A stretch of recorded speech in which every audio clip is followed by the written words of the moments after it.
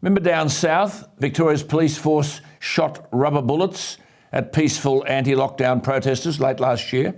And in Canberra, ASIO now says up to 40% of its counter-terrorism cases involve right-wing activists. And to the west, WA's police force is now trying to recruit police officers from overseas.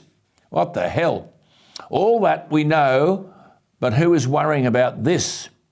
This week, the Epoch Times reported that, quote, China has been caught running covert police operations in Australia, unquote. Even the ABC admits it's true. According to the ABC, China's Public Security Bureau has established an official, quote, contact point in Sydney in 2018, 4 years ago. Now, the contact point is designed to keep a, quote, repressive check on Australians of Chinese descent. The move was announced at a ceremony in Wenzhou, China in 2019, but received little coverage by international media at the time. It turns out China isn't just doing this sort of stuff in Australia. According to a report titled 110 Overseas, Chinese transnational policing gone wild by international human rights group Safeguard Defenders, the Chinese Communist Party has set up, quote, at least 54 police-run service centres across 5 continents. Some stations have already been, quote, implicated in collaborating with Chinese police in carrying out policing operations on foreign soil, so the report noted. The stations have a, quote, more sinister goal as they contribute to, quote, resolutely cracking down on all kinds of illegal and criminal activities involving overseas Chinese, unquote. Is this why an estimated 230,000 overseas Chinese nationals have been, quote, persuaded to return, unquote, to China to face criminal charges between April 21 and July this year?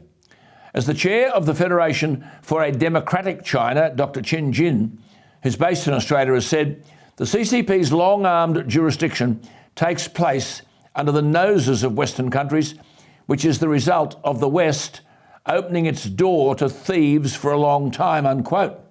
He goes on, the West's cognitive ability and level of awareness of the Chinese Communist Party is so low that it's numb to its long-arm jurisdiction and unknowingly acquiesces to the infringement of the West's sovereignty, unquote.